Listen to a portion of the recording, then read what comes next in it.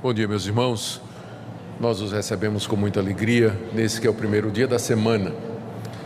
É sempre um privilégio pelo qual nós devemos dar graças a Deus, esse de podermos iniciar a semana na sua casa, louvando ao seu nome, o buscando em oração e escutando a sua instrução.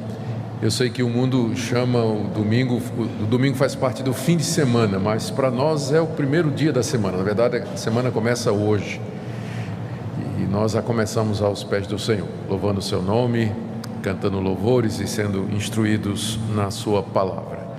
Portanto, sejam todos bem-vindos, que o nosso Deus continue a falar ao nosso coração no restante do culto que nós oferecemos a Ele. Nós estamos no mês de janeiro, onde as classes de escola dominical se fundem numa classe só, classe única que é dada aqui no templo. E durante esse mês de janeiro nós estamos estudando as religiões mais conhecidas e maiores do mundo. No domingo passado nós vimos, ou pelo menos as que exercem maior influência. Domingo passado nós vimos sobre o Espiritismo, hoje nós vamos ver sobre o Catolicismo Romano, no próximo domingo sobre o Islamismo e no outro domingo sobre as Testemunhas de Jeová, se não tiver uma mudança. Ainda estamos vendo qual a importância de falar sobre as Testemunhas de Jeová. E então, pelas manhãs, o que acontece é que o culto e a escola dominical, na verdade, é uma coisa só. Hoje pela manhã nós teremos a celebração da Ceia do Senhor, que será feita logo em seguida ao estudo, e encerrada a Ceia do Senhor, encerrado o culto, nós vamos ter a oportunidade para o pinga-fogo, que é a parte de perguntas e respostas, em que vocês podem perguntar o que vocês quiserem. E eu farei uma promoção hoje, para cada pergunta uma resposta, certo? Então está em promoção hoje. Se você fizer uma pergunta, você terá uma resposta, nem que seja eu não sei, tá bom? Então isso será feito ao término do culto. Nós vamos celebrar a ceia depois do estudo, depois é que vem o período de perguntas e respostas. Vamos orar mais uma vez, pedindo que o nosso Deus nos oriente agora nessa parte de estudo. Sim, Senhor, nós te damos graças pelo privilégio de começar a semana aos teus pés, cantando louvores ao teu nome, lendo a Escritura, orando e também estudando. Pedimos ao Senhor que teu Espírito Santo continue conduzindo cada parte do que está sendo feito aqui nessa manhã. E agora nessa sessão de estudos, ó Senhor, pedimos que ilumines o nosso entendimento e que o Senhor nos fortaleça na tua verdade, porque é só ela que nós desejamos. Em nome de Jesus, amém. Como avisado, então, o estudo dessa manhã é sobre a Igreja Católica Apostólica Romana. E nós começamos lembrando que o Brasil permite aos seus cidadãos a liberdade de consciência, de crença e de culto. Cada um tem a religião que quer. Portanto, aqui não se trata de bullying ou perseguição ou, enfim, qualquer outra coisa que contrariaria a nossa Constituição. No Brasil, nós podemos adorar ao Deus que nós quisermos, da forma que quisermos, onde quisermos e quando quisermos. Está garantida a liberdade religiosa, que para nós é bom, para os evangélicos é muito bom, porque nós utilizamos para fazer o que estamos fazendo aqui, nos reunirmos e adorarmos o Deus que nós entendemos que é o único Deus verdadeiro, que se revelou em Jesus Cristo, conforme as Escrituras nos dizem. Segunda observação é que esse estudo, ele é mais um estudo comparativo, ou seja, nós queremos que os nossos amigos católicos continuem sendo nossos amigos. O que nós vamos fazer é apontar a diferença entre o que eles acreditam e o que nós acreditamos. E por que nós achamos que essa diferença, ela faz com que não haja de fato nós não podemos nos considerar como sendo parte da mesma religião. Há um movimento chamado movimento ecumênico que deseja que o catolicismo romano e as igrejas protestantes, elas acabem esquecendo as diferenças e andando juntas. Eu vou procurar mostrar hoje de manhã por que isso é impossível. Porque o catolicismo e as religiões, as igrejas que nasceram da Reforma Protestante, elas são absolutamente incompatíveis, não tem como conciliar as duas coisas, é o que eu pretendo mostrar no dia de hoje. Bom, o catolicismo não precisa de apresentação. Eu tenho certeza que tem muita gente aqui que veio da Igreja Católica. Ainda é a religião com o maior número de adeptos no Brasil, que é considerado o maior país católico. Ainda é a maior religião aqui, mas ela vem caindo. Em 1940, 95% dos brasileiros eram católicos. Em 1991, caiu para 83%. Em 2000, caiu para 73%. E no último censo, agora de 2010, o IBGE nos diz que apenas 64% dos brasileiros se declaram católicos, ou seja, tem tido uma queda constante a Igreja Católica em número de adeptos aqui no Brasil. E dessa porcentagem de 64% da população brasileira, apenas uma porcentagem bem menor é que é de fato praticante. Ou seja, considerado em números reais, alguns chegam a dizer que se os evangélicos, que costumam ser mais praticantes, assim o forem, no final, o número de evangélicos e católicos praticantes é mais ou menos pau a pau, né? Chega perto um do outro, e a diferença é que o número de evangélicos vem crescendo a cada censo que é feito pelo IBGE. A igreja evangélica vem crescendo no Brasil, e isso com a passagem de muitos católicos para essas igrejas, especialmente as pentecostais e neopentecostais. Deixe-me dar aqui um pequeno histórico do começo da Igreja Católica. Embora ela diga que começou com Cristo, na verdade, ela toma forma a partir de 324, com o decreto do imperador Constantino, que torna o cristianismo em religião oficial do Império Romano. E multidões então concorrem para a igreja cristã para ganhar o favor do imperador. E não se conformando com a pureza do evangelho simples, começou-se a acrescentar ritos pagãos e modificar doutrinas. Eu vou falar de alguma delas mais adiante. No século XI, na verdade em 1054, houve o grande cisma do Oriente. Foi a primeira grande divisão na igreja chamada católica. As pessoas geralmente pensam que a reforma protestante foi a grande divisão. Não. Bem antes já teve o chamado grande cisma do Oriente, quando os líderes da igreja católica em Roma, sede do Ocidente, e os líderes da igreja de Constantinopla, que era a capital do Oriente, eles discordaram com relação ao papel do Papa, que a essa altura já vinha crescendo. O Papa queria ser o pai de toda a cristandade, mas os cristãos do Oriente, com sede em Constantinopla, disseram: isso aí nós não vamos aceitar. E aí se excomungaram. O Papa de lá excomungou o Papa de cá, e o Papa de cá excomungou o Papa de lá. Então, as duas igrejas se dividiram com excomunhão mútua, e essa excomunhão foi levantada recentemente, em 1965. Então pararam de considerar excomungados e voltaram ao diálogo. Só para vocês saberem, os protestantes foram excomungados durante a Reforma Protestante, e nós não fomos ainda, não suspenderam ainda a nossa excomunhão, né? Então, nós somos excomungados da Igreja Católica, e essa excomunhão nunca foi suspensa, né? Então, essa conversa de irmãos separados, não. Na prática, né, oficialmente, os protestantes são heréticos e são excomungados da Igreja Católica, e de acordo com a doutrina católica, já que fora da Igreja Católica não há salvação, então nós de fato estamos perdidos indo para o inferno. Mas a primeira grande divisão da Igreja Católica foi exatamente em 1054, e já por conta dessa questão do Papa, não é? E aí veio no século XVI uma tentativa de reformar outra vez a Igreja. Havia muita insatisfação com a igreja, que a essa altura já estava organizada, o papado já estava funcionando plenamente, mas havia padres, sacerdotes, professores de teologia dentro da igreja que achavam que estava tudo errado, e a questão da venda das indulgências, né, vender o perdão. O Papa dava um documento escrito perdoando os pecados, e variava o quanto você podia pagar, e isso foi para construir a Catedral de São Pedro, né, lá em Roma. Então os emissários emissários do Papa percorreram a Europa toda vendendo as chamadas indulgências, né? O tesoureiro do Papa era o Tetzel.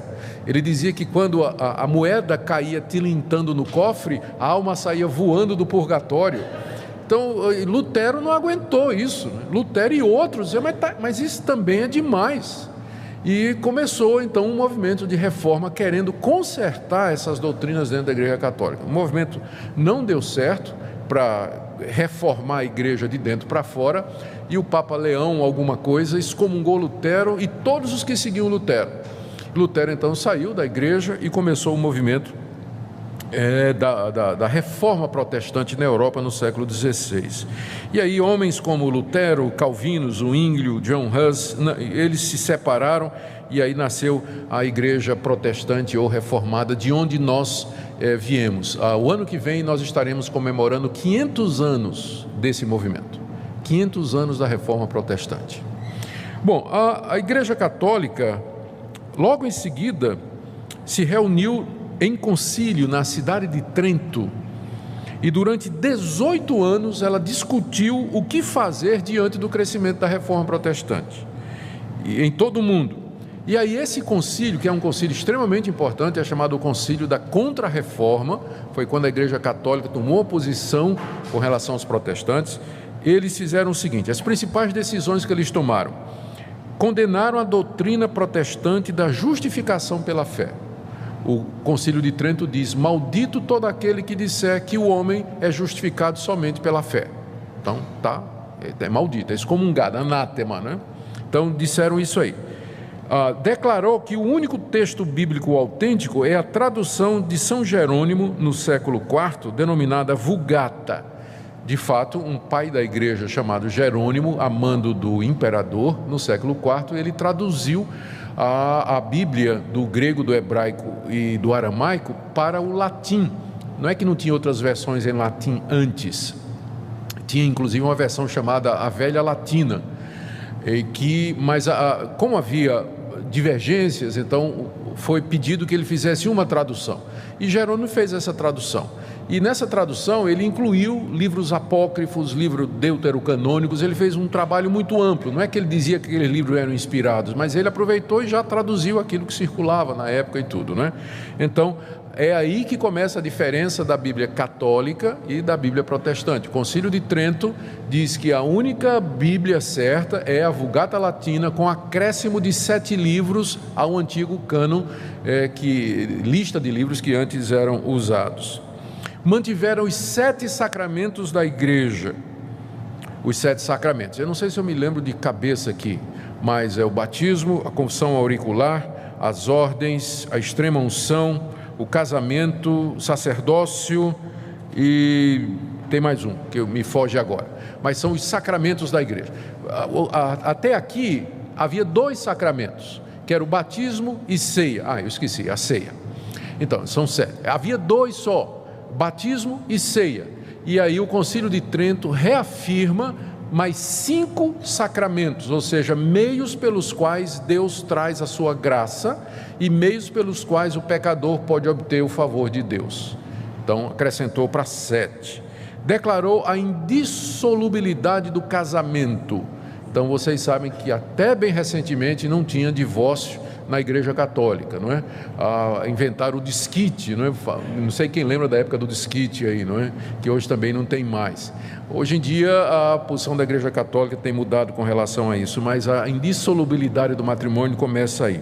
O culto aos santos e o culto às relíquias, que são objetos considerados sagrados, foi aprovado pelo Concílio de Trento. Já havia antes, mas ele ratifica que está correto você venerar as imagens, venerar os santos, orar a eles, pedir a interferência deles, e você também cultuar ou venerar as relíquias, tipo assim, um pedaço da cruz, o santo sudário, todos aqueles objetos que estariam ligados à vida de Cristo ou aos santos, aquilo era então, podia ser adorado. É nessa época que surge, um pouco antes, surge o rosário, que é um colar, não é, com 150 continhas, que eles usam para fazer as orações a Maria e a Cristo. E depois o escapulário, que era também uma espécie de veste, né, por baixo da roupa, que era considerada santa. Inclusive, eu procurei essa declaração, como eu não achei, então não trouxe, porque eu não quero dizer o que eu não tenho certeza, mas eu me lembro de ter lido que dizia que se alguém morre com escapulário, então ele de fato vai ter o perdão dos seus pecados. É quando a doutrina também, no Concílio de Trento, a doutrina do purgatório e das indulgências é reafirmada, embora a questão das indulgências sofreu uma repressão por parte da Igreja Católica, porque ela admitiu que houve abusos, não é? Ainda é possível, mas você pergunta, como é que é possível hoje? Sim, a missa de sétimo dia, né? Ela é a forma moderna da indulgência. Você paga essa missa e é uma missa em que é feita oração 7 dias depois pela alma daqueles que foram embora. Então continua se pagando pelo perdão de pecados, né? Só que de uma outra forma. Esses dogmas do Concílio de Trento, que foram passados, começou em 1546, eles nunca foram revogados, né?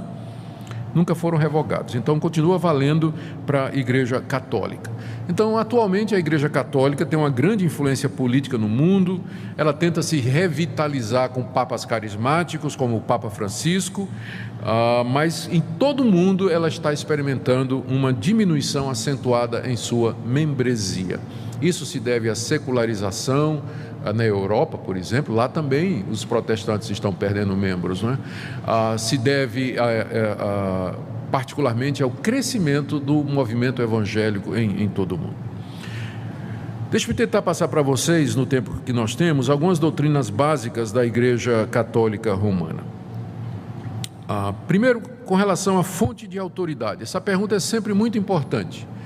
O que é que uma determinada religião ou grupo religioso aceita como fonte de autoridade? A Igreja Presbiteriana diz que a Bíblia e somente a Bíblia é a palavra de Deus. Se você for para os Mormons, eles vão dizer a Bíblia e o livro de Mormon. Quando a gente estudar o islamismo, vocês vão ver que a fonte de autoridade é outra. Eles vão aceitar a lei do Antigo Testamento, as palavras de alguns profetas, o Evangelho de Jesus e o Alcorão, que foi a revelação que Deus deu a Maomé. Sempre o Espiritismo, como nós vimos no domingo passado, aceita como fonte de autoridade a Bíblia e as informações dos espíritos através dos médiuns. Não é? O que a Igreja Católica aceita como fonte de autoridade? Ela tem 3 fontes de autoridade, enquanto que os protestantes protestaram contra isso, não é? E o lema da reforma foi sola escritura, exatamente esse ponto. A Igreja Católica tem 3 fontes de autoridade. Primeiro, a Bíblia. Ela aceita a Bíblia como sendo a palavra de Deus. Só que para ela, a Bíblia não é uma revelação fechada, completa. Além da Bíblia, Deus continuou a se revelar na Igreja, e é o que eles chamam de tradição. É aquilo que os pais da igreja no século II, século III, foram percebendo que era a verdade de Deus, o desenvolvimento dessas doutrinas que estão na Bíblia e que tem que ser recebidas no mesmo nível de igualdade da Bíblia, a tradição oral.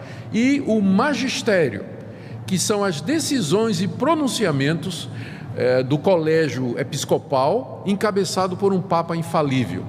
Então, essas 3 fontes constituem a base de autoridade da Igreja Católica.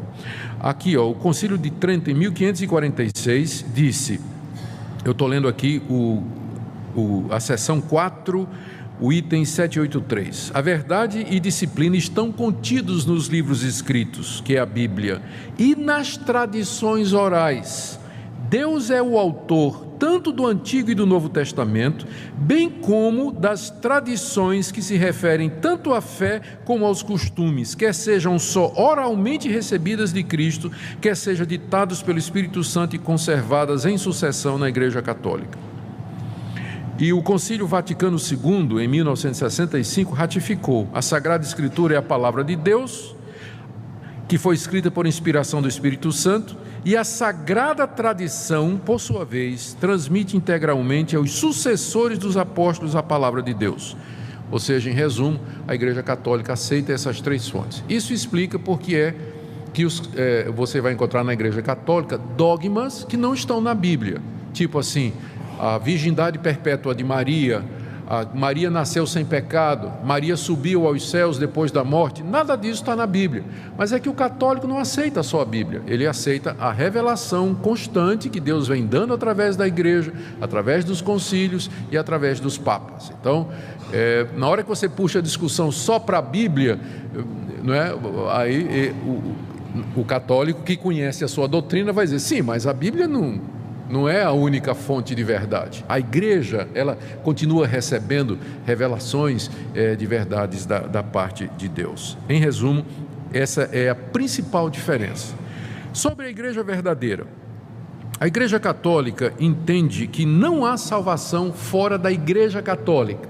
Quando falo da igreja católica, é da estrutura da igreja, a igreja como organização. Você tem que ser um católico praticante. Fora da igreja não há salvação.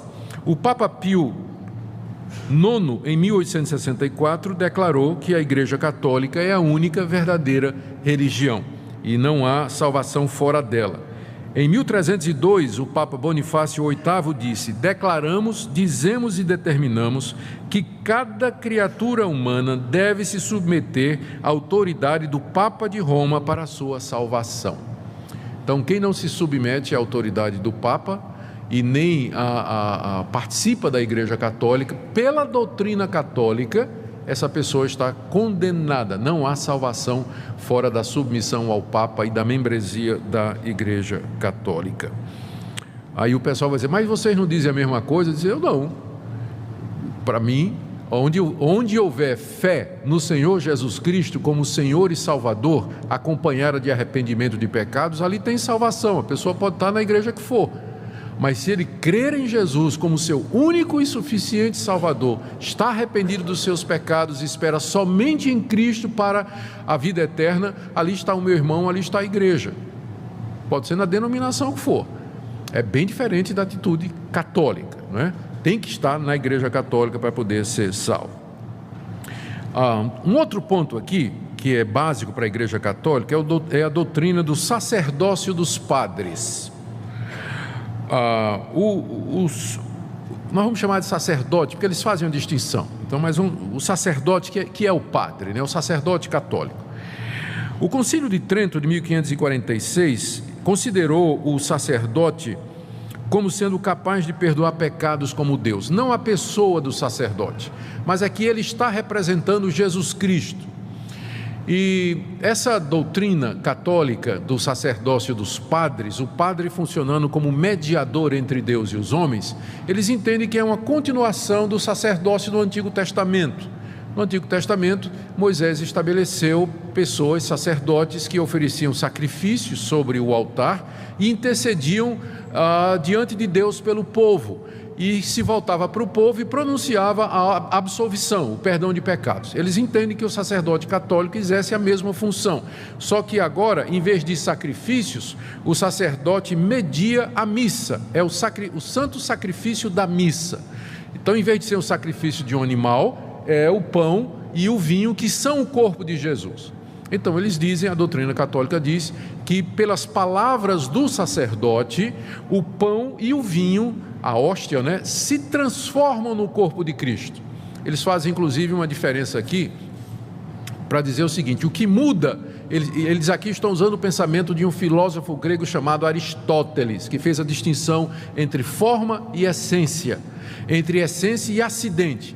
Ele diz, quando o sacerdote pronuncia as palavras, isto é o meu corpo que é dado por vós, fazer isso em memória de mim, então o pão e o vinho continuam na forma, no acidente, da mesma maneira, mas a essência deles se transubstancia no corpo e no sangue de Cristo.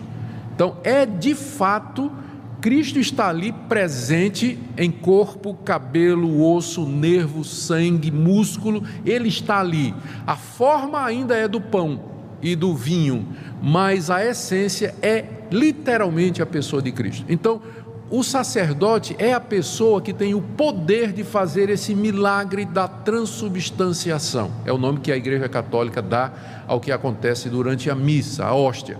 Tanto é que depois que termina a missa, a hóstia e o vinho, eles são levados e preservados num determinado lugar, não pode ser considerado como santo, né? Não pode, ou então é levado para um doente, ou enfim, continua com essas propriedades espirituais, não é? Enquanto que nas igrejas protestantes, evangélicas, o que nós entendemos é que é um símbolo. Cristo está presente espiritualmente, Ele está de fato presente, mas apenas espiritualmente e não fisicamente. Por isso que quando termina a ceia, a gente não tem nenhum cuidado especial com o pão e com o vinho, embora eu vi falar de um pastor que costumava colocar tudo num lenço, levava para casa e enterrava no quintal da casa dele, né?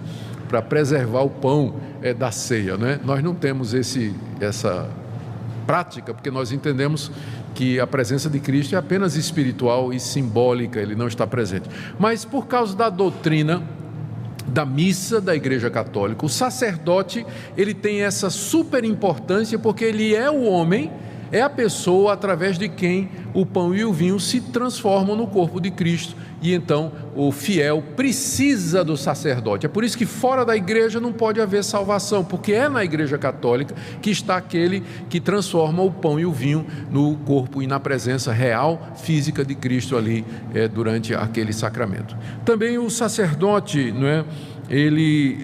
Aqui eu tirei uma citação de um livro católico que diz assim: sem os sacerdotes, a morte de Cristo não teria valia para nós. Pelas suas palavras transformam um pedaço de pão em Deus. Então, essa a ideia, não é? E exatamente também por conta disso é que o sacerdote, ele é capaz de perdoar pecados na confissão auricular. Ele pode declarar que os pecados daquele penitente que está confessando os seus erros no confessionário estão perdoados. O sacerdote é aquele que faz a extrema unção, que prepara o católico para a morte. A extrema unção, a última unção, é aquele momento em que ele então redime e perdoa os pecados daquela pessoa que está às portas da morte. Por isso, na Igreja Católica, o sacerdote, o padre, o ministro, ele tem essa posição elevada, enquanto que nas igrejas protestantes o pastor é um membro normal da igreja, né? O pastor não tem esses poderes, a não ser em algumas igrejas que apareceram por aí, que tem apóstolo que faz coisa do arco da velha. Mas nas igrejas protestantes reformadas, tradicionais, o pastor, ele é o ministro da palavra, ele ensina a palavra de Deus, é um irmão como outro qualquer, mas que recebeu os dons de pastorear, ensinar e pregar, e foi separado para esse ministério. Mas ele não perdoa pecados, não transforma, não tem nenhuma transformação que ocorre aqui. Eu não posso lhe ungir para perdoar pecados na hora da sua morte. Então a visão é completamente diferente da função do pastor na igreja e do padre na Igreja Católica. Sobre a Bíblia, como eu disse, eles aceitam a Bíblia como palavra de Deus, mas não como a palavra exclusiva de Deus e única de Deus.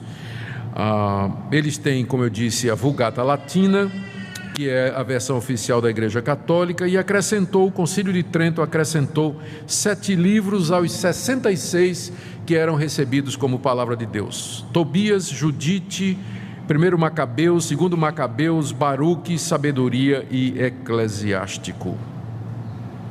Então, esse ponto aí nós já discutimos, não é? Sobre o Papa. A palavra Papa quer dizer pai. Na visão católica, os papas, eles são os sucessores de Pedro, que teria sido o primeiro Papa. E, portanto, tem a mesma autoridade que Pedro. O texto fundamental para essa doutrina católica é Mateus, capítulo 16, a partir do verso 13. Indo Jesus para os lados de Cesareia de Filipe, perguntou a seus discípulos: quem diz o povo ser o Filho do Homem?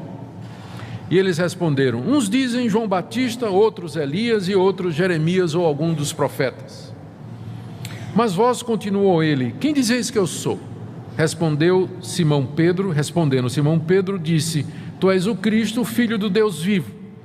Então Jesus lhe afirmou: bem-aventurado és, Simão Barjonas, porque não foi sangue e carne que te revelaram, mas meu Pai que está nos céus. Também eu te digo que tu és Pedro, e sobre esta pedra edificarei a minha igreja, e as portas do inferno não prevalecerão contra ela. Dar-te-ei as chaves do reino dos céus. O que ligares na terra terá sido ligado nos céus, e o que desligares na terra terá sido desligado nos céus.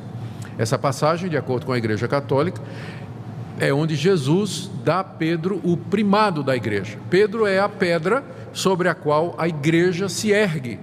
Tu és Pedro, e sobre esta pedra, que é você, eu vou edificar a minha igreja. Então Pedro foi colocado por Cristo como fundamento da igreja, e Cristo disse para ele: eu vou te dar as chaves do reino dos céus. Essa é a razão pela qual Pedro, na teologia católica, quando ele nas imagens e nas figuras de Pedro, ele sempre aparece com um chaveiro, né? Com um molho de chaves pendurado no cinto. São Pedro é o porteiro do céu, né? Porque Jesus deu a ele as chaves do reino dos céus. Isso é o que a Igreja Católica ensina, tá, gente? Não estou concordando com isso, não. Estou apenas explicando. Então, Pedro teria total poder sobre a igreja, porque Cristo deu esse poder, deu as chaves e disse: o que você fizer no céu será, o que você fizer na terra será confirmado no céu. Deus confirma as decisões de Pedro e dos seus sucessores, que são os papas. Essa ideia, na verdade, ela começa a aparecer no século II, mas muito tenuamente. É somente no século V, quando Leão I, que foi considerado o primeiro Papa, assumiu esse conceito. Então, é uma doutrina que data do século V. O primeiro Papa teria sido Leão I. E depois disso o conceito foi se desenvolvendo ao longo dos séculos. Eu leio aqui para vocês o Catecismo Católico de Nova York. Ele diz assim: o Papa toma o lugar de Cristo aqui na terra. É o cabeça da igreja, líder infalível, dirigente universal da verdade, só sendo julgado por Deus e por homem algum. Então, na cadeira do Papa, inclusive, está escrito em latim, Vicarius Dei, ou o vigário de Cristo, de Deus, ou o representante de Cristo. O Concílio de Trento, em 1546, disse o seguinte: o Papa, falando ex cátedra, é infalível. Então, a definição da infalibilidade papal é de 1546. O que é que significa ex cátedra? Cátedra é cadeira em latim, e é o lugar onde o Papa senta, e lá está escrito o vigário de Deus, né? Vicario Dei, em latim, o substituto, o representante de Deus. Quando o Papa se senta naquela cadeira e ele faz pronunciamentos sobre fé e prática, esses pronunciamentos são infalíveis e não podem ser revogados, e passa a ser dogma para o católico. O católico tem que aceitar isso que o Papa pronuncia ali. Por exemplo, dois exemplos. O Papa Pio IX, em 1854, falando ex cátedra, disse que Maria foi concebida sem pecado, e virou dogma da Igreja Católica depois dessa declaração dele. Mais recentemente, em 1950, o Papa Pio XII decretou a assunção de Maria, ou seja, Maria, depois de morrer, ela foi assunta aos céus, ela subiu aos céus, não é? Ela ressuscitou, seu corpo subiu até os céus, onde ela está intercedendo pelos pecadores. E por falar em Maria, esse é um ponto também muito importante dentro do catolicismo romano. Em 431, o concílio de Éfeso chamou Maria de Mãe de Deus. A razão pela qual esse concílio, tão cedo na história do cristianismo, chama Maria de Mãe de Deus, é porque eles estavam lutando contra uma heresia que dizia que Jesus não tinha corpo real, Jesus era uma aparência. O nome dessa heresia era docetismo. Então os docéticos diziam que Jesus, porque era Deus, não é porque era Deus, ele não poderia ter um corpo humano verdadeiro. Então, reagindo a isso, os cristãos daquela época se reuniram e disseram: não, Jesus foi concebido da Virgem Maria, ele tinha um corpo real e verdadeiro, e sendo ele Deus, portanto, Maria é mãe de Deus. Jesus é verdadeiro. A ênfase era na divindade de Cristo e a sua humanidade, só que eles fizeram isso via Maria, né? Então Maria é a mãe de Deus. Faltou o cuidado de dizer que Maria é a mãe da parte humana de Jesus, porque Deus de fato não tem mãe, mas o concílio definiu isso aí. Maria passa a ser considerada então a mediadora entre Deus e os homens. Vocês todos já devem ter visto aqueles plásticos no vidro traseiro do carro de alguns amigos católicos dizendo: pede à mãe que o filho atende, não é? Pede à mãe que o filho atende. Em 1854, o Papa, eu já falei, decretou a Imaculada Conceição de Maria. Em 50, olha o que o Papa Pio XII declarou: Maria ressuscitou dos mortos logo após a sua morte, foi levada aos céus e lá entronizada como rainha dos céus. Então, na teologia católica, Maria está agora assentada no trono à direita de Deus, juntamente com Jesus Cristo, e ela é a mediadora entre Deus e os homens, entre Deus e Cristo. Purgatório é uma doutrina que foi declarada como dogma em 1439 por Gregório o Grande. Tomás de Aquino, que é o grande teólogo católico, ele diz assim: no purgatório o sofrimento é idêntico ao do inferno, só que dura menos. Purgatório, na teologia católica, é um estado após a morte, em que entram aqueles que cometeram pecados mortais e, após certo sofrimento, esses pecados são purificados e eles sobem aos céus. A teologia católica faz diferença entre pecado mortal e pecado venial. São 7 pecados mortais: gula, blasfêmia, assassinato, mentira, adultério, e tem os pecados veniais, que são todos os outros. Os pecados veniais, eles podem receber perdão aqui, se você seguir toda a tramitação católica para isso: a missa, confissão auricular, extrema-unção, esmolas, tudo. Os pecados mortais, você ainda tem uma chance depois da morte, que é o purgatório. Você vai para o purgatório para purgar pelo sofrimento esses pecados que não foram perdoados durante a sua vida aqui. E para diminuir o tempo de sofrimento no purgatório, é possível os vivos, os parentes e os amigos, abreviar o tempo de sofrimento dando esmola para a igreja, fazendo penitência ou pagando missa de 7º dia. Então daí vem a oração pelos mortos dentro da igreja católica. A orar por aquelas almas que estão no purgatório, para que o sofrimento delas seja abreviado e elas possam imediatamente passar para o céu depois do tempo de sofrimento. Então pode-se e deve-se orar pelos mortos, pagando a missa de 7º dia, para que se abrevie seu tempo no purgatório e logo se vá ao céu. Sobre imagens, que é geralmente uma das grandes diferenças, que os protestantes são os primeiros a apontar, a dizer para o católico que ele pratica idolatria. Se você disser para um católico que conhece a doutrina de que ele está praticando idolatria, ele vai dar uma risada, dizendo: você não entende. Não, existe uma diferença na igreja católica entre veneração e adoração. Adoramos somente a Deus, mas veneramos os santos. Então, como é que isso começou? Isso começou no século VI com o Papa Gregório Magno.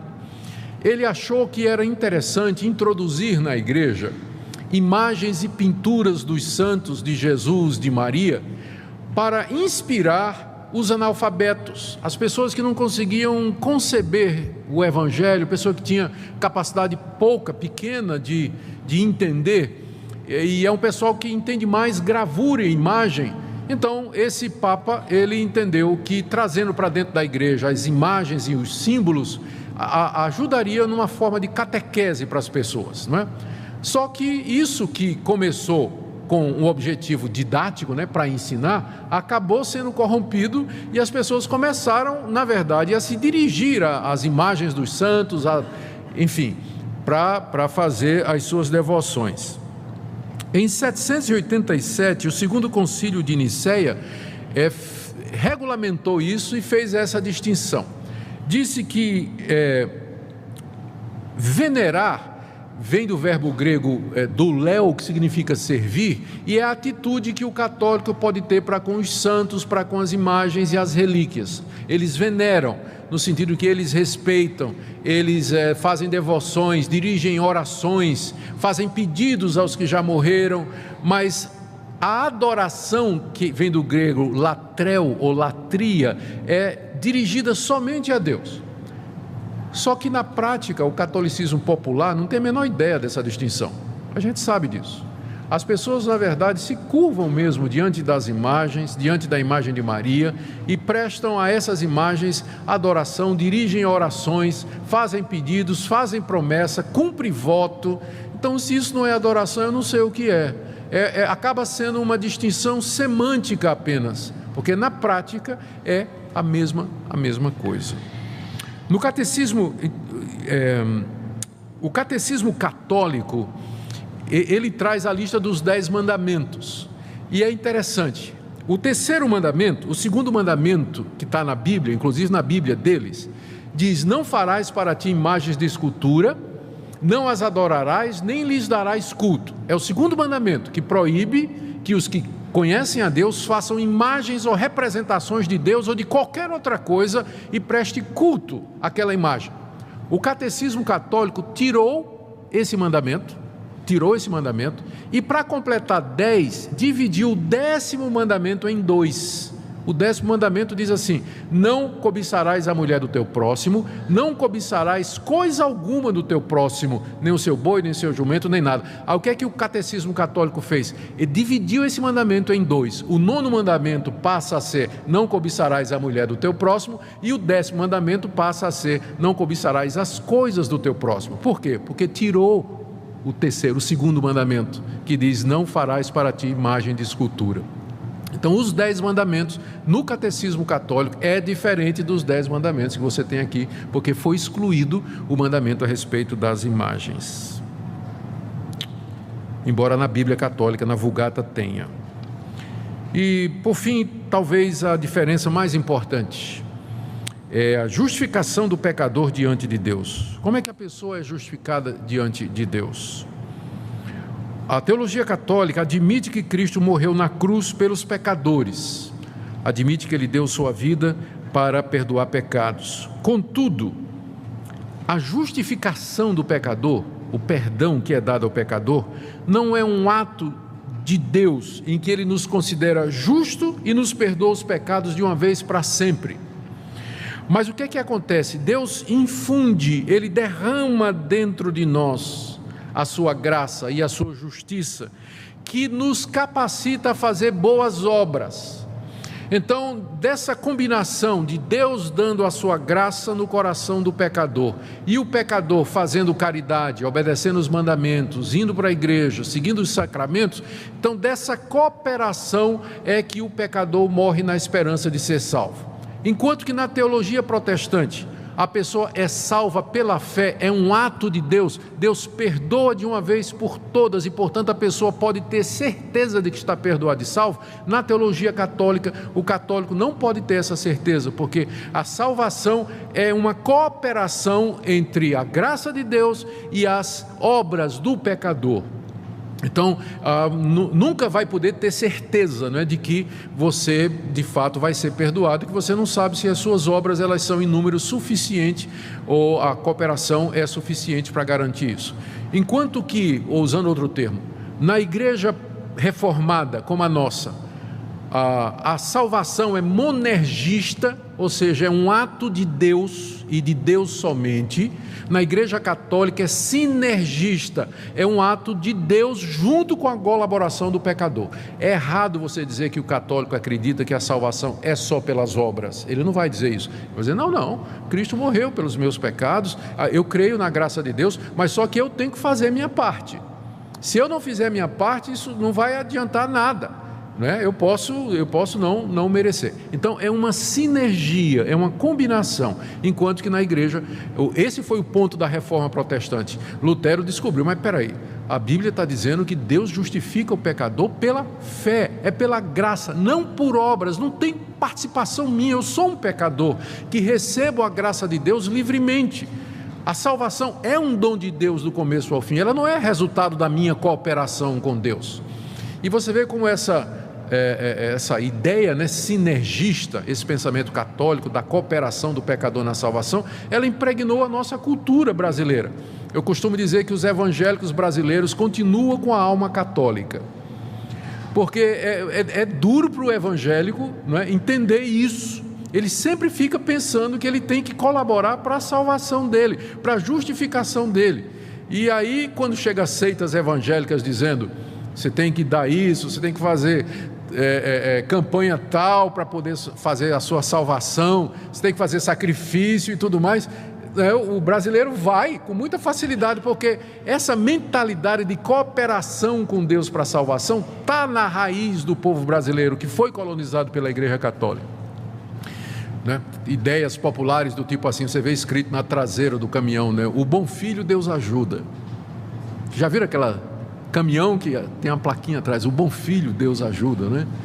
Então, essa cooperação sua com Deus para a salvação, isso é da teologia católica. As obras que são necessárias para que o pecador participe para ser salvo, o católico participe para ser salvo, incluem a confissão, participação na missa e extrema unção. Olha o que é que o Concílio de Trento, aquele da Contra-Reforma, declarou na seção 6ª, no cânone 9.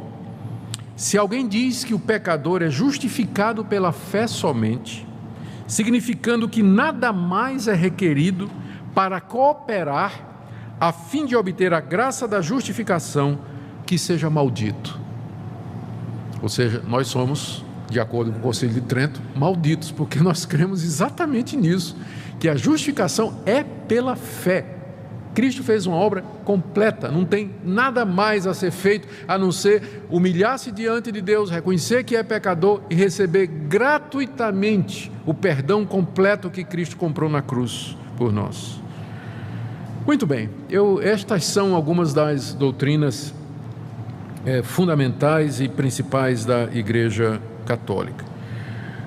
Em que é que os protestantes então divergem, não é? O que é que deu origem à reforma protestante, que vai fazer 500 anos, não? Por que essa diferença toda? Bom, primeiro com relação ao conceito de igreja, e quem é o seu cabeça. De acordo com a Escritura, e eu quero aqui pegar Efésios, capítulo 1, Efésios capítulo 1, verso 22 e 23, falando de Cristo, o apóstolo Paulo diz que Deus pôs todas as coisas debaixo dos seus pés, e para ser o cabeça sobre todas as coisas o deu à igreja, a qual é o seu corpo, a plenitude daquele que a tudo enche em todas as coisas. E aqui no capítulo 5 da carta aos Efésios, verso 23, Paulo diz: o marido é o cabeça da mulher, como também Cristo é o cabeça da igreja. Cristo é o cabeça da igreja. E juntamente com estas duas passagens, há dezenas de outras no Novo Testamento que diz que quem é o cabeça da igreja é Jesus Cristo. Jesus Cristo é o cabeça da igreja, Ele é o Senhor da igreja, Ele é o centro da igreja, é dele que procede toda a autoridade no céu e na terra. Dizer que o Papa é o cabeça de Cristo o transforma num usurpador, e foi por esse motivo que os reformadores disseram que o Papa é o anticristo, aquele que a Bíblia diz que iria se levantar contra Cristo e tomando o lugar de Cristo. A confissão de fé da Igreja Presbiteriana do Brasil afirma isso, que o Papa é o anticristo, porque ele se declara o cabeça da igreja e o líder supremo da cristandade. Então, de acordo com teologia protestante, não é? Essa é uma usurpação, querer tomar o lugar de Cristo dentro da sua igreja. Membros da igreja são todos aqueles que nasceram de novo pela fé em Cristo Jesus. Evangelho de João, capítulo 1.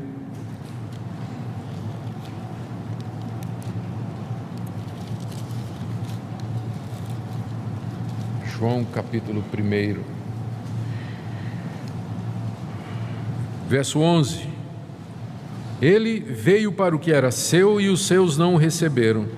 Mas a todos quantos o receberam, deu-lhes o poder de serem feitos filhos de Deus, a saber, os que creem no seu nome, os quais não nasceram do sangue, nem da vontade da carne, nem da vontade do homem, mas de Deus.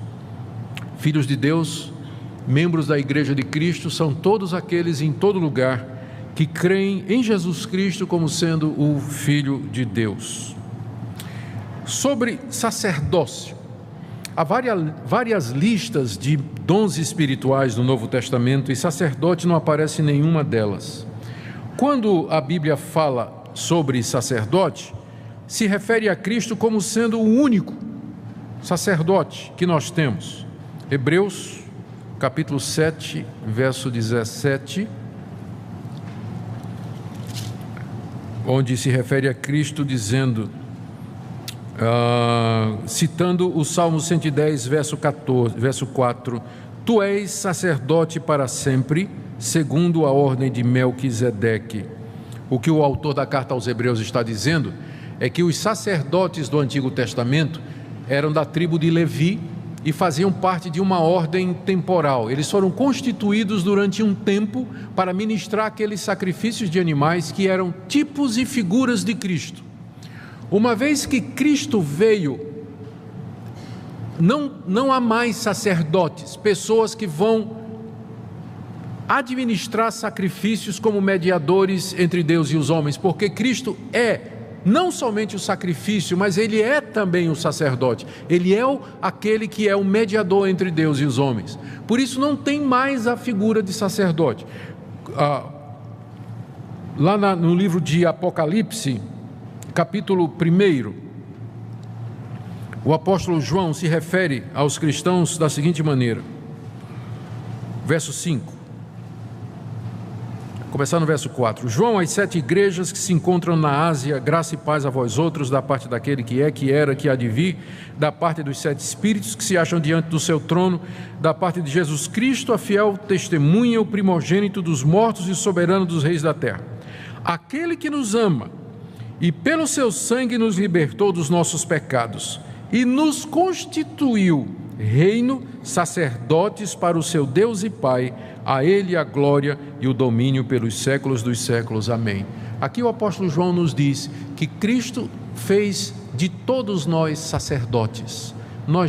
Todo cristão, ele é um sacerdote. Não acabei ainda. Vê 1 de Pedro, porque essa doutrina é importante aqui, para a gente entender. Na 1 de Pedro,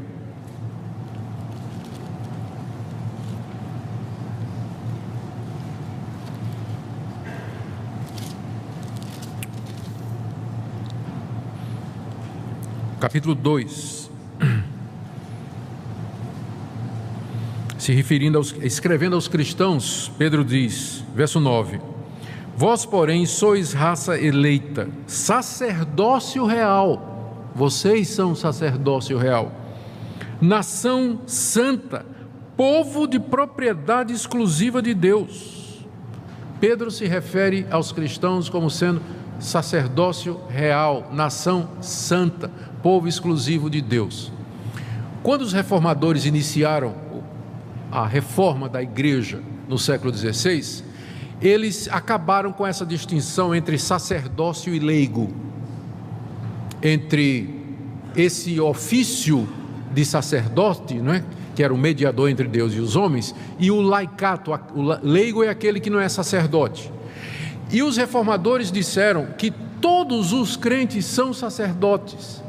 Daí veio a doutrina do sacerdócio universal de todos os crentes.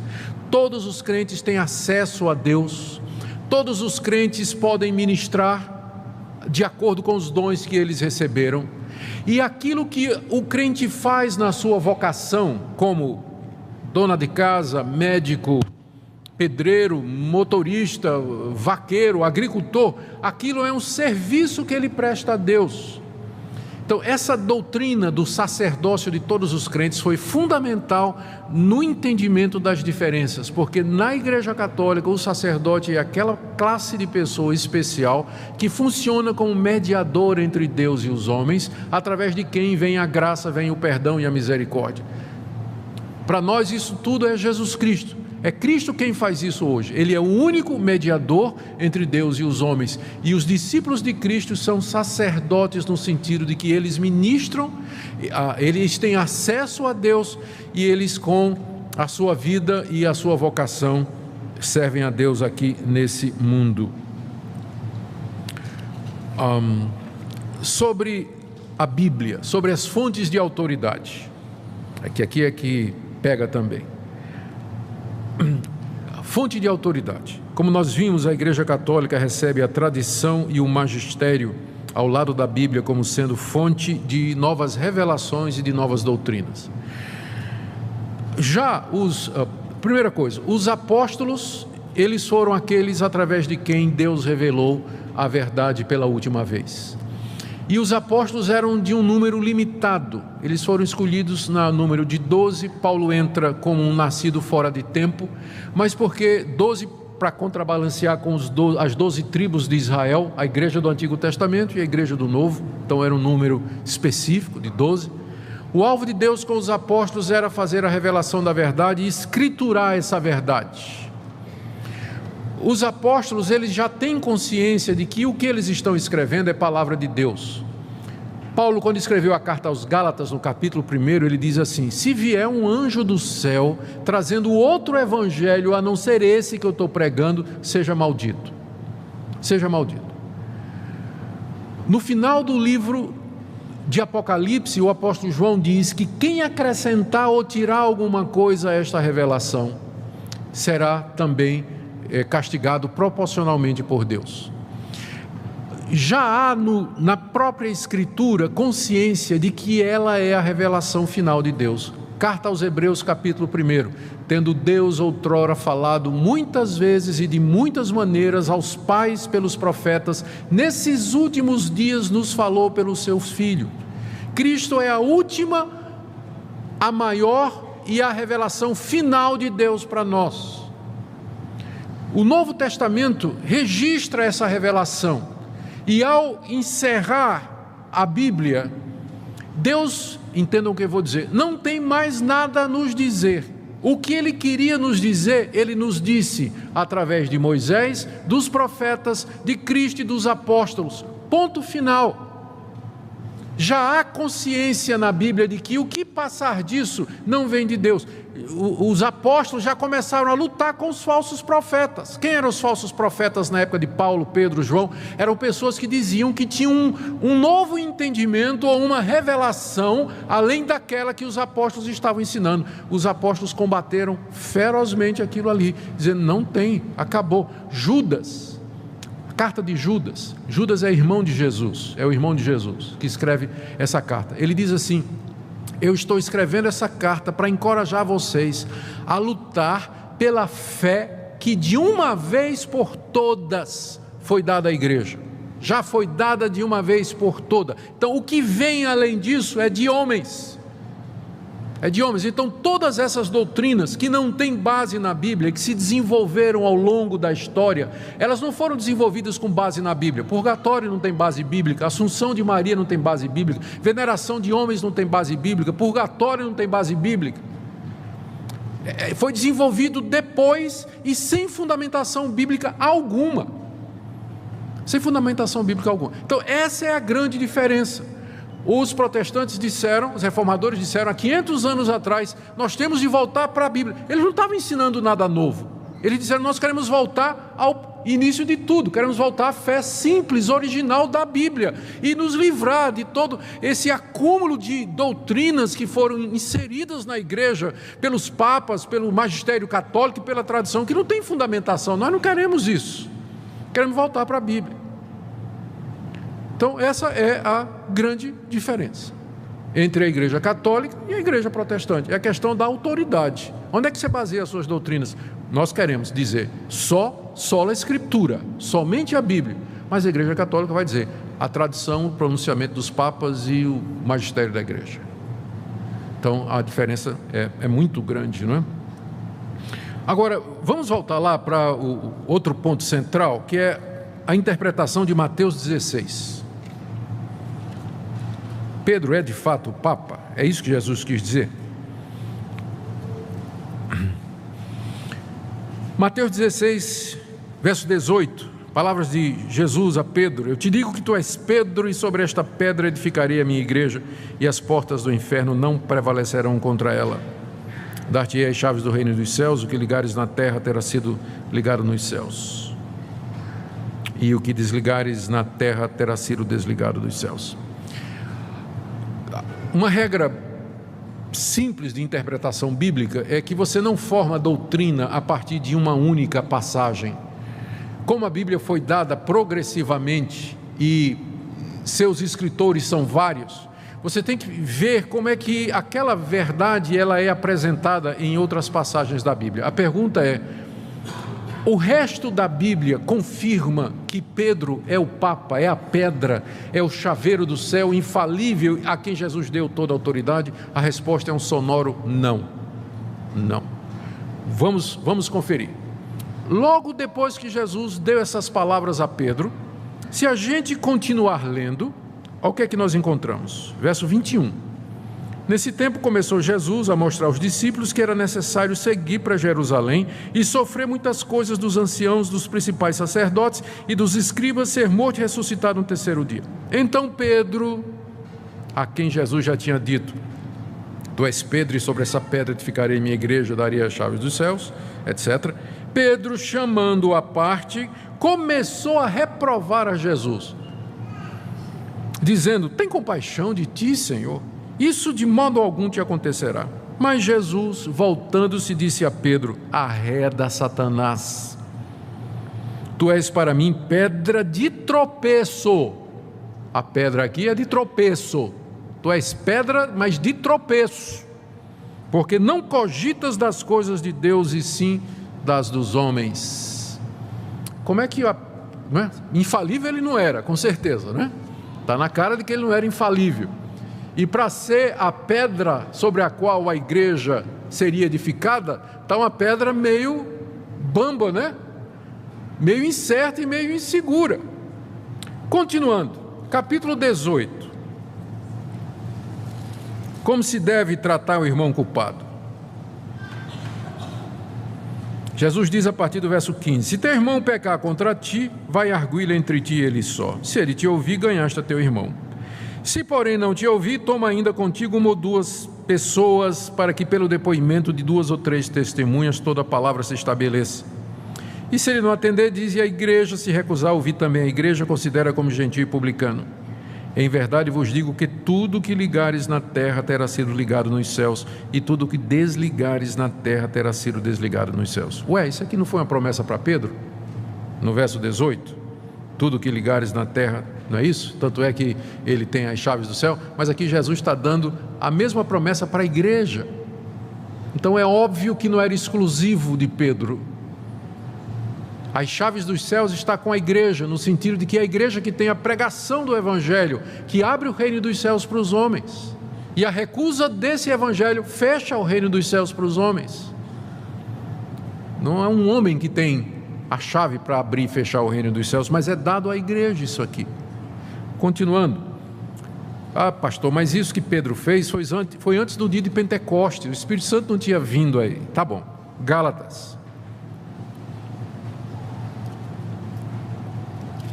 O Espírito Santo já tinha chegado, o evangelho já estava crescendo, a igreja de Jerusalém, liderada pelos apóstolos, estava firme.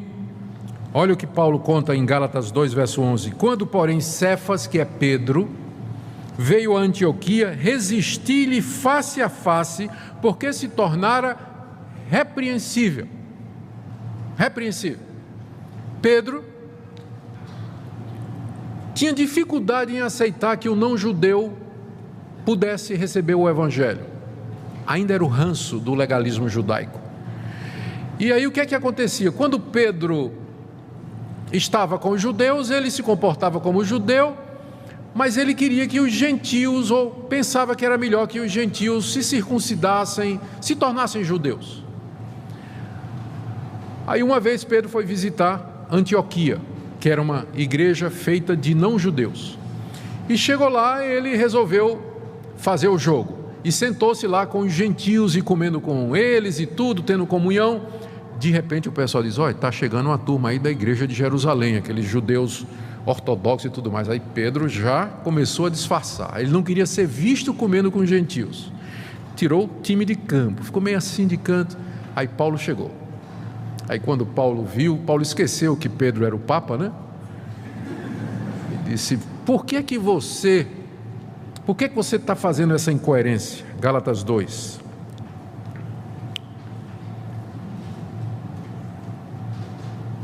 Verso 14: quando vi que não procedia corretamente segundo a verdade do Evangelho, eu disse a Cefas na presença de todos: se tu, sendo judeus, vive como gentio e não como judeu, por que obrigas os gentios a viverem como judeus? Ele expôs a incoerência de Pedro. Então, é um Papa que não é, se for Papa é falível, né? Porque pelo menos há vários outros, há pelo menos 2 registros do erro. Mas vamos perguntar a Pedro quem é a pedra. A melhor coisa é isso, né? A gente ir direto na fonte e perguntar: Pedro, quem é a pedra então? Abra aí na primeira carta de Pedro.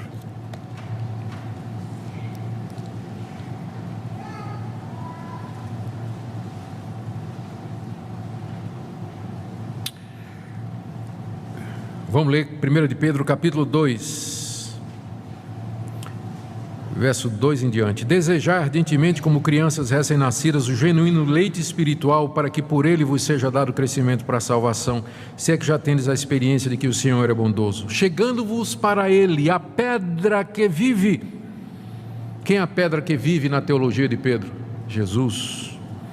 Chegando-se para ele, a pedra que vive, rejeitada assim pelos homens, mas para com Deus eleita e preciosa. Assim vós mesmos, como pedras que vivem. Todo cristão é pedra nesse sentido. Sois edificados, porque somos como tijolos da construção que é a igreja. Sois edificados casa espiritual, para ser de sacerdócio santo, a fim de oferecer de sacrifícios espirituais agradáveis a Deus por intermédio de Jesus Cristo. Só nessa passagem você tem resposta a 2 dogmas católicos. A pedra é Cristo, e nesse sentido todos os crentes são parte do edifício. E todos eles são sacerdotes que oferecem a Deus sacrifícios espirituais através de Jesus Cristo. O Papa Pedro matou a teologia aqui, né? Por isso está na Escritura: eis que ponho em Sião uma pedra angular, eleita e preciosa, e quem nela crê não será de modo nenhum envergonhado. Para vós outros, portanto, o que credes é preciosidade, a pedra angular. Mas para os descrentes, a pedra que os construtores rejeitaram, essa veio a ser a principal pedra angular, pedra de tropeço e rocha de ofensa. Cristo é a pedra sobre a qual está edificada a igreja. E para quem não crê, ele é uma pedra de tropeço. A pessoa bate e cai em Cristo. Ele é a pedra. Mas então o que Jesus quis dizer quando disse a Pedro: tu és Pedro, e sobre esta pedra edificarei a minha igreja? A resposta é que a pedra ali não é a pessoa de Pedro, mas a confissão que Pedro tinha feito no verso anterior. Jesus perguntou: quem vocês dizem que eu sou? Qual foi a resposta de Pedro? Tu és o Cristo, o Filho do Deus vivo. E Jesus disse: tu és Pedro, e sobre esta pedra, esta declaração que você fez, eu vou construir a minha igreja. Agora bate com o resto da Bíblia. O resto da Bíblia diz que a pedra sobre a qual a igreja se edifica é Cristo, o Filho de Deus. Você ainda pode dizer assim: se você quer insistir que Cristo está dizendo tu és Pedro, e sobre esta pedra, Jesus estava apontando para Pedro, é o Pedro confessante, é o Pedro enquanto dizendo tu és o Cristo, o Filho do Deus vivo. E ali ele está representando todos os cristãos que confessam essa verdade. A igreja é edificada sobre a verdade de que Cristo é o Filho do Deus vivo, o Salvador do mundo, o único mediador, e não a pessoa frágil, incoerente do apóstolo Pedro, e muito menos dos seus sucessores. Só para vocês terem uma ideia, sobre a infalibilidade do Papa. O Papa Adriano II declarou que o casamento civil era válido, mas o sucessor dele, Papa Pio VII, condenou como inválido. Eugênio IV condenou Joana d'Arc a ser queimada viva como feiticeira. Benedito XV declarou Joana d'Arc santa. Um disse que era feiticeira, o outro disse que era santa. Clemente XIV acabou com os jesuítas. Pio XII os restaurou. Sisto V recomendou a leitura da Bíblia, mas Pio XII e outros papas condenaram. Então, onde é que está a infalibilidade? Então, essa é uma doutrina que nós, inclusive tem católicos que não engolem, não é? Essa doutrina da infalibilidade do Papa. A verdade é que os apóstolos não deixaram sucessores. A Igreja de Cristo, ela é apostólica, no sentido de que ela está edificada sobre a doutrina dos apóstolos. Mas eu não preciso de um apóstolo hoje, porque quando eu abro a Bíblia, eu ouço o apóstolo Pedro, o apóstolo Paulo, o apóstolo Mateus, o apóstolo João. Eles estão aqui com você, comigo. Deus preservou o que eles escreveram. Nesse sentido, a igreja é apostólica, porque ela está edificada sobre a doutrina dos apóstolos e dos profetas. Eu não preciso de um representante ou descendente ou sucessor vivo de uma linhagem histórica que remonta ao tempo dos apóstolos ou ao próprio Jesus Cristo. É nesse sentido que eu me considero um cristão apostólico, porque a minha crença está baseada naquilo que os apóstolos ensinaram. Meu problema não é com Igreja Católica, porque a Igreja Católica significa simplesmente universal. Apostólica também não tem um problema com isso. Meu problema é com o Romana. Esse é o nosso problema, certo? Essa é a nossa dificuldade. Mas eu sou um cristão católico apostólico e você também. O problema é que nós não somos romanos. Temos dificuldade com essa parte aí, porque de Roma saíram todas essas doutrinas que nós entendemos que não estão de acordo com a palavra de Deus. Sobre Maria, pouca coisa precisa ser dita, não é? Os evangélicos, eles devem lembrar que Maria de fato foi uma judia piedosa, temente a Deus, e às vezes por conta dos exageros católicos sobre a pessoa de Maria, a gente nem prega sobre Maria, né? É difícil um pastor evangélico pregar sobre Maria, porque tem medo dos abusos lá, mas Maria é um exemplo para nós.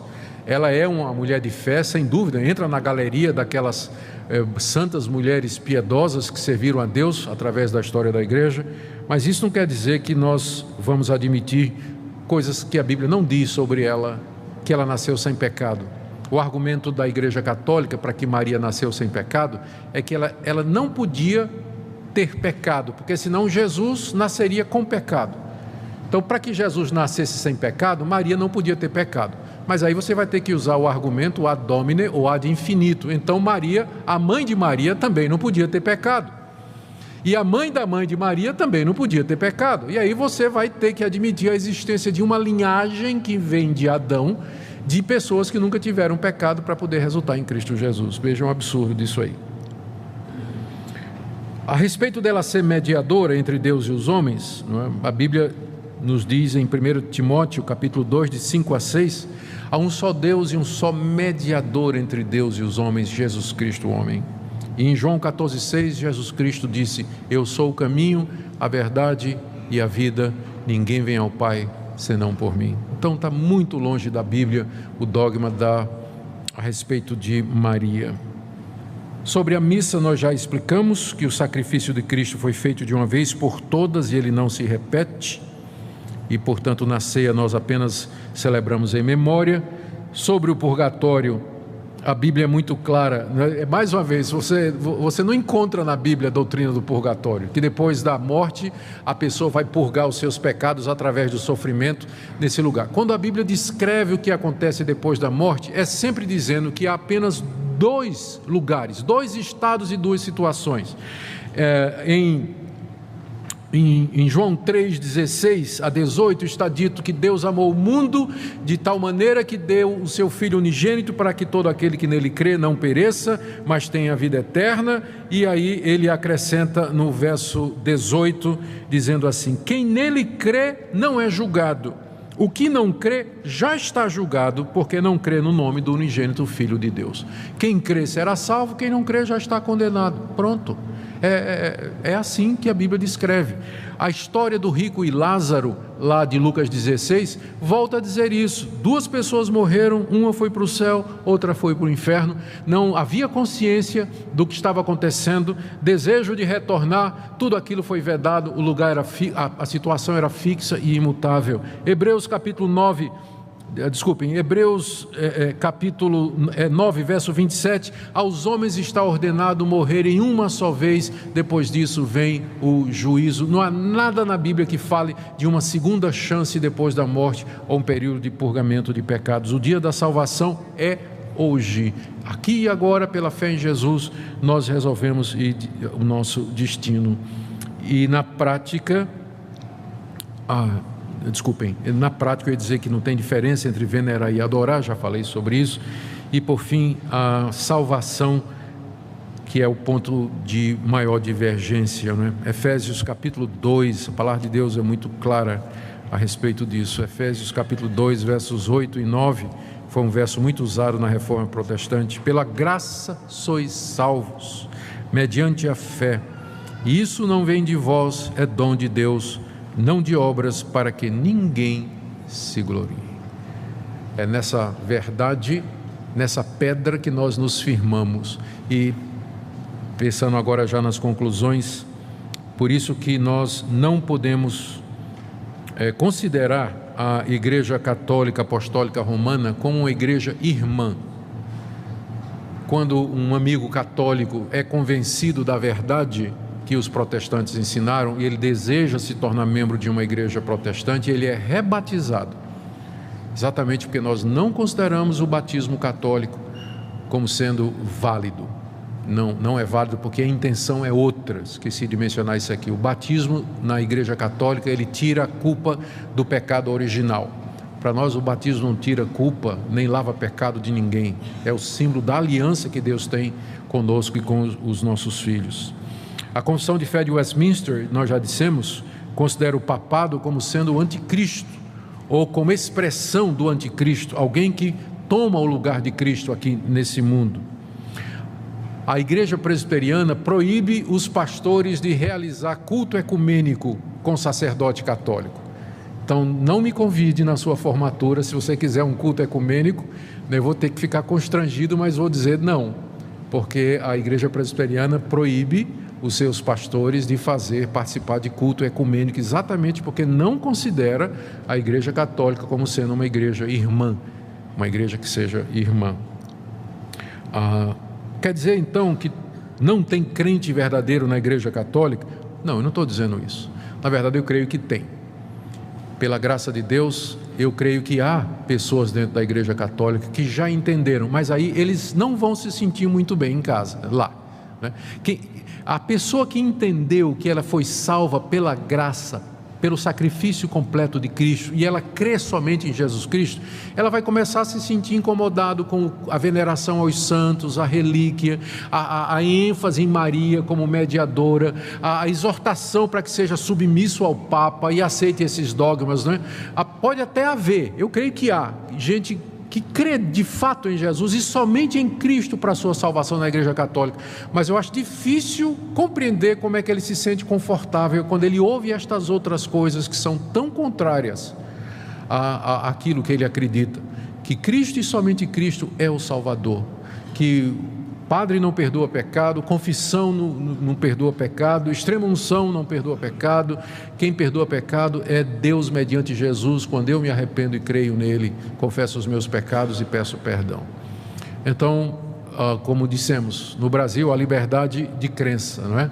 Todo mundo acredita no que quiser, e aqui não se constitui nenhum embaraço ou bullying, não é, dos nossos amigos católicos, apenas explicando as diferenças que há entre aquilo que nós cremos e aquilo que a Igreja Católica acredita. Vamos orar. Nosso Deus, nós não queremos apenas um debate de opiniões, mas nós queremos ficar firmes na verdade. E nós entendemos que essa verdade está revelada na Bíblia. Nos ajuda a entender a Bíblia com clareza, a não acrescentar nada e que tudo que nós façamos tenha fundamentação na Bíblia, porque ela é a tua palavra, palavra de Deus, como espada, martelo, rocha, fogo, escudo, lâmpada. São todas essas figuras que ela usa para nos dizer da sua importância e da sua exclusividade. Pedimos, nosso Deus, que nos perdoe quando fomos além da Bíblia ou ficamos aquém do que ela ensina. Nós queremos pedir também quando, às vezes, temos sido intransigentes com aquelas pessoas que não pensam como nós. Nos ajuda a amar e a mostrar a verdade em amor.